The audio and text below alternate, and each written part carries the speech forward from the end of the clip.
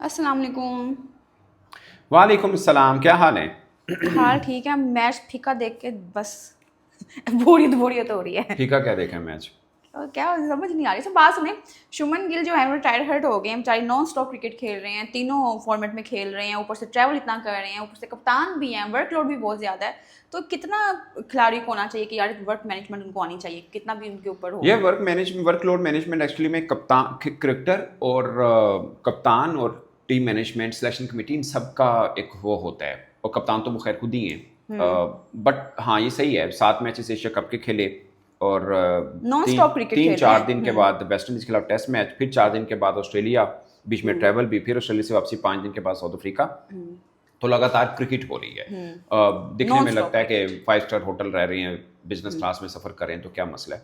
But एक cricketer को बहुत कुछ दिमाग के ऊपर दबाव रहता है। मैं भी पहले भी एक बात कर रहा था कि ये आसान हमें लिख रहा होता है कि यार लेविश लाइफ और ये वो सब, बट बहुत ज़्यादा जब आउटसाइड नॉइज आती है, आप किसी भी क्रिकेटर से पूछना, वो कहेगा कि हम कभी कान नहीं धरते। वो कान धरे जाते हैं क्योंकि कभी आपको आपके फैमिली वाले मिलते हैं, कभी आपके दोस्त मिलते हैं। वो आके ये नहीं कहते कि यार फलां ये कह रहा है, वो कहता है कि यार बस अपना T20 में बताना है कि आपकी स्ट्राइक रेट बहुत अच्छी है, गलत नहीं है। 13 में 50 नहीं हुई या 11 जितने भी T20 मैच 50 नहीं हुई, ये सब चीज़ें जो होती हैं ये आपके माइंड में चल इम्पैक्ट रही डालती होती हैं। हैं हाँ, बिल्कुल। सो ये रेस्टलेस हो जाते हैं आप थोड़ा सा। आई डोंट नो, अब इंजरी है तो बहुत से लोग बात करते हैं। और ये जो मुझे, जहाँ तक मेरा अंदाज़ा है, या जो हम मुख्तलिफ जो स्पोर्ट्स के साथ डॉक्टर्स होते हैं उनके साथ अक्सर जो गुफ्तगू रहती है, उनके मुताबिक ये होता है जब आप एकदम दबाव रहता है आपके दिमाग में, या कुछ थोड़ी सी टेंस इन्वायरमेंट में होते हैं, स्पेज़म वगैरह इशू हो जाते हैं इस तरह के। आई डोंट नो कि यही रीज़न है, कोई और रीज़न है, बट इट्स समथिंग सीरियस।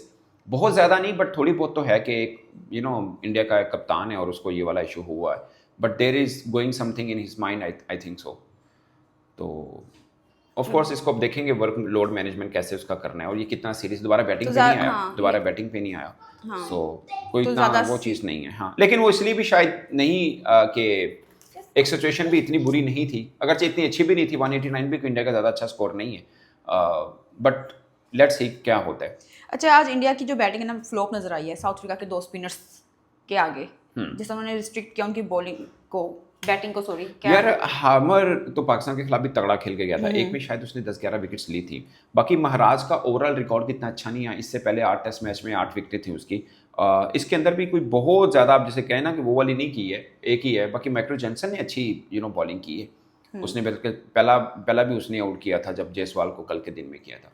तो वो तगड़ा है। अभी उनको एक प्रॉब्लम हुआ है कि वो वैसे तो 3 फास्ट बॉलर कहने को कॉर्बन बोश, मोल्डर और मैक्रो जेनसन खेल रहे हैं, बट वो रबादा की फिटनेस वाला मामला इनके लिए थोड़ा सा दर्द सर बना ज़रूर, क्योंकि वो अगर होता है एशियन कंडीशन पे थोड़ा सा बेहतर रिकॉर्ड है उसका। बहुत अच्छा आइडियल नहीं है, मगर फिर भी। और महाराज का ओवरऑल भी अच्छा नहीं है, आज भी कोई ज़्यादा नहीं। कि हार्मर वो इतना एक्सपीरियंस है उसका फर्स्ट क्लास का, वो लेके आया, 4 विकेट्स उसने ली हैं इस पिच के ऊपर। एक तो इंडिया के अंदर स्पिनर का राज रहता है, मगर इस पिच के ऊपर अगर वो 5 विकेट ले लेता तो वो दूसरे बॉलर होते। इस बीच में ओह वेस्ट अच्छा। इंडीज के, मतलब 2010 के बाद दूसरे बॉलर होते। इस बीच में वेस्ट इंडीज के एक स्पिनर ने 5 विकेट ली थी एक इनिंग के अंदर। और इधर से अभी जडेजा के पास भी बारी है, वो भी 4 विकेट ले चुके हैं। एक विकेट वो ले लेते हैं तो वो भी 2010 के बाद पहले ही इंडियन स्पिनर बनेंगे जो ईडन गार्डन में 5 विकेट लेगा। अभी तक तो यहाँ पे फास्ट बॉलर का राज रहा है। सो फर्स्ट इनिंग में बॉलर्स को स्पोर्ट भी मिली, दूसरी इनिंग की बात करें तो स्पिनर्स को स्पोर्ट मिला। आप इंडिया की बॉलिंग देखें, 35 में से सिर्फ 6 ओवर जो हैं वो बुमराह ने किए, सिराज ने एक भी बॉल नहीं डाला। सो ज़्यादातर स्पिनर्स ने किया, 29 ओवर स्पिनर्स ने किए। इसके अंदर अक्षर पटेल का बाकी की बॉलिंग भी बहुत बेहतर है। अक्षर पटेल की बुरी नहीं रही, बट वैसे आप इकॉनमी देखें तो 2.73 की इकॉनमी से उन्होंने रन दिए, जो कि बेहतर नहीं होते। बट आप ओवरऑल स्कोर देखें, आपने भी 189 किया है, मतलब इंडिया ने भी 189 रन किए, अच्छा पिच। जो कि मुझे लगता है कि 40-50 रन कम है। अच्छा, आपको पिच देख के लगता नहीं कि 2015 वाली पिच बनाई तब भी साउथ अफ्रीका को बड़ा मसला हुआ था? यानी ये पिच पे रन्स नहीं होते हैं लेकिन बॉलिंग वालों को विकेटें मिलती हैं। यार उसमें क्या हुआ था ना हाँ। 2015 में कि 3 टेस्ट मैचेस हुए, तीनों में अफ्रीका एक भी टेस्ट मैच इनिंग में 200 स्कोर नहीं कर पाया था। लेकिन यहाँ पे क्या हो रहा है, उसमें इंडिया के बैट्समैन की क्वालिटी अब की इंडियन से बेहतर थी। अब के क्या है, मिसाल के तौर पे 24 पे 27 कर गया ऋषभ पंत, वो तो खेलते ही इस तरह जिस तरह की मर्जी पिच हो, ठीक है, वो उस तरह खेलते हैं। लेकिन बाकी अब देखें, केएल राहुल 39 है शायद उनके, लेकिन स्ट्राइक रेट कम है, बट वो थोड़ा सा टेस्ट वाला है, वो उस तरह से वो लेके खेले हैं। बट इंडिया के भी कोई 50 नहीं आई है। वही कहना, रन किसी नहीं आ इनिंग रहे, में, सही है बॉलिंग ना? को विकेटें मिल सो रही है। इंडिया नहीं, मैं जितनी मर्जी बॉलिंग पिच हो 189 कुछ जस्टिफाइड नहीं है इंडिया की, मतलब इंडिया की आप क्वालिटी ऑफ क्रिकेट देखें और फिर उनके स्पिनर, अगरचे हमें बहुत तंग किया बट हम तो स्पिन को अच्छा नहीं खेल रहे। हम तो इंडिया को कहते हैं कि अच्छा खेलते हैं, श्रीलंकन स्पिनर्स को अच्छा खेलते हैं। सो ये दो कंट्री हैं, हम भी माने जाते हैं कि तीसरे चौथे पांचवें नंबर पे, खैर अब तो गोरे भी अच्छा खेल लेते हैं। पर 189 मुझे लगता है इंडिया सेटिस्फाई नहीं होगा अपनी इस परफॉर्मेंस पे, और होना भी नहीं चाहिए क्योंकि 40-50 रन और होते ज़्यादा दबाव रहता। अभी भी खैर ज़्यादा बड़ी लीड नहीं मिली है, 63 की लीड है, बट अगर 90 रन 80-90 रन, जो कि बज़ाहिर लगता है बहुत मुश्किल होगा साउथ अफ्रीका के लिए। टिम्मा बुमा, मार्कस जॉनसन, कितना सा स्ट्राइक है, बुमा ही है ना नीचे, तो फिर वो ऑलराउंडर रहेगा। ऑलराउंडर भी नहीं, बेसिकली बॉलर है, थोड़ी बहुत बैटिंग कर लेते हैं। सो लेट्स सी कहाँ तक मैच जाता है, बट अगर 80-90 रन और हो जाते हैं तो मैच इंटरेस्टिंग होगा। अगेन मैं ये नहीं कह रहा अफ्रीका जीतेगा, लेकिन वो पिच ही ऐसी है कि वो बॉलर फ्रेंडली है, स्कोर इतने ही आएगा, रन इतने ही रहेंगे। हाँ आप कह सकते हो पहली इनिंग में फास्ट बॉलर्स को मिली, पांजा लगाया बुमराह ने, दूसरी इनिंग में स्पिनर्स का राज रहा। एक्चुअली में इंडिया की पहली इनिंग से ही स्पिनर्स का राज, 3 विकेट मार्कस जॉनसन ने ली और 4 ले गया हार्मर ले गया, एक महाराज ने भी ली। वो इस बार से बैटिंग बड़ी फ्लॉप, वो थकी थकी लग रही, मजा नहीं आ रहा देखने से। यार हमारे भी जब मैच हुए हैं ना, देखिए हमें तो वो एक हरा के गए हैं और बड़ा धांसू हरा के गए हैं, सीधी सी बात है, और हमने एक हराया उनको।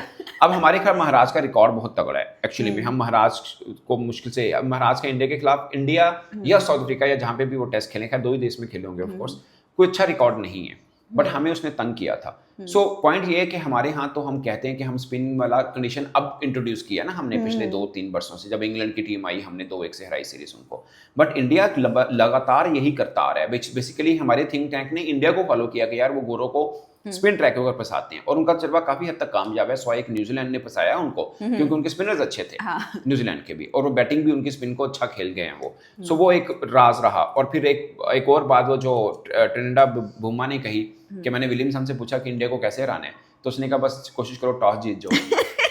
तो मीन अगर न्यूजीलैंड वाली सीरीज देखें तो 2 टॉस न्यूजीलैंड ने जीते और 1 टॉस इंडिया ने जीता। खैर वो 3-0 से जीत के गए थे न्यूजीलैंड वाले। उनका पेस भी ठीक है, उनकी स्पिन को खेलते भी अच्छे हैं और स्पिनर भी उनके तगड़े हैं। सो ये है।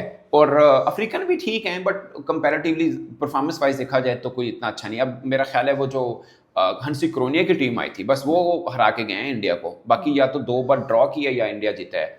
सो कोई इतना अच्छा डेकोरेटेड रिकॉर्ड वैसे भी साउथ अफ्रीका का इंडिया के खिलाफ नहीं है। आप खासकर अगर 2019-2015 की बात करें, 2015 का आपने भी जिक्र किया, वो कोई एक मैच में भी 200 रन नहीं अबूर कर पाया था अफ्रीका। 2019 की बात करें तो हर टेस्ट मैच में इंडिया के किसी न किसी बल्लेबाज ने 200 किया था, बल्कि पहले टेस्ट मैच में रोहित शर्मा ने दोनों इनिंग में 100 किया था।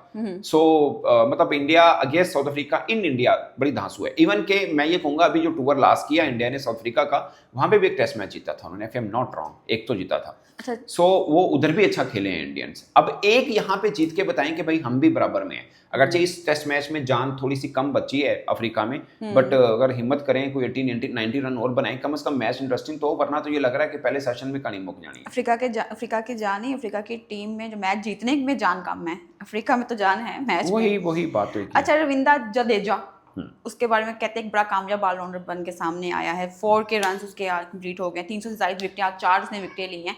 तो एक यही है, बाकी सब यंग हैं, एक प्लेयर सीनियर प्लेयर है, तो कैसा वो होता है तजर्बा, एक्सपीरियंस की यार मैं कल्ला है सीनियर, बाकी सारे यंग बच्चे। यार यंग तो खैर बाकी भी नहीं है। अब अक्षर पटेल इतना खेल गया है, कुलदीप यादव को अब यंग कहेंगे, पता नहीं यंग आपको क्यों लग रहे हैं। वाशिंगटन सुंदर यंग है, इतना खेल जाना बहुत होता है। और सब फॉर्मेट जडेजा के सामने आप कह सकते हैं, जडेजा का देखिए ना, 300 विकेटें, 4000 रन, मतलब कपिल देव एंड बॉथम और विटोरी के बाद जो चौथे खिलाड़ी बने हैं, ठीक है ना, 4 हैं। अगर एक और विकेट ले जाते हैं तो 2010 के बाद ईडन गार्डन में 5 विकेट लेने वाले पहले स्पिनर बनेंगे। लास्ट टाइम 2010 के अंदर अफ्रीका के खिलाफ ही हरभजन ने ली थी। सो यार इतना डेकोरेटेड रिकॉर्ड है उसका, मैं तो उसको 12th प्लेयर कहता हूँ कि वो बैटिंग भी करता है, वो बैटिंग करे तो पूरा बैट्समैन है, बॉलिंग करे तो पूरा बॉलर है। इस जैसा प्लेयर मतलब इंडिया में अगरचे और भी अक्षर पटेल भी थोड़ा आ रहा है, उसका वाइट बॉल में तो ठीक ठाक किस्म का रोल है, मगर टेस्ट क्रिकेट में अभी वो पास भी नहीं है जडेजा के, मैं जो समझता हूँ, ठीक है ना। रन उसने भी थोड़े से किए हैं, मगर वो जडेजा के पास भी नहीं है। उसकी बहुत खिदमात हैं, वो बाहर जाके भी 100 किए हुए उसने। ही इज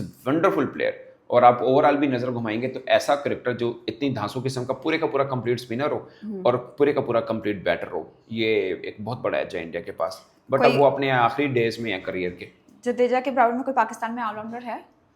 यार हमारे पास स्पिन ऑलराउंडर है ही नहीं है, बराबर में छोड़िए, मतलब टेस्ट क्रिकेट की अगर बात करें स्पिन ऑलराउंडर कोई भी नहीं है। हम आगा को एक मैच खिलाया था, स्पिन आगा बैट्समैन है, ये बेसिकली रविंद्र जडेजा मेरा ख्याल है बॉलिंग स्पिनर, बॉलिंग ऑलराउंडर है। सो हमारे पास कोई है ही नहीं है स्पिनर।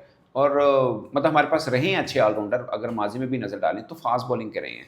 स्पिन ऑलराउंडर पता नहीं, मुझे नहीं लगता। शायद आपने कुछ टेस्ट मैच खेले हैं, बट वो तो वाइड बॉल में भी वो कर रहा है, अच्छा खासा स्ट्रगल कर रहा है, तो रेड बॉल में विकेट लेना मुश्किल है। यानी बड़ा टाइम लगेगा। हाँ, उससे ऐसा स्पिनर होना अच्छा, बहुत बड़ी बात है। 16 नवंबर को क्या होगा?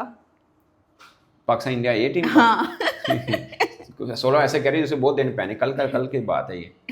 लेट्स सी, ये अगेन ये ट्रू सेंस में it's Indian batters versus Pakistan bowling, क्योंकि ये वाला सही जस्टिफाई आप कर सकते हैं। एक उनके वो जो मैं नाम बोल देता हूँ, गुरजमनीत सिंह जो बॉलर है खब्बा, उनका वो बहुत तगड़ा बॉलर है, अच्छा क्विक बाउंस और पेस, अच्छी हाइट। बाकी उनकी बॉलिंग थोड़ी वीक है। सुफियान मुकीम को बस स्पिनर उनके अच्छे हैं, वो जो पाकिस्तान श्रेष्ठ सुफियान शर्मा, मुकीम को लाजमी करें, खिलाना चाहिए। हाँ। एक रेगुलर स्पिनर आना चाहिए। चलो कल फिर कल देखांगे। Bye bye. Bye bye.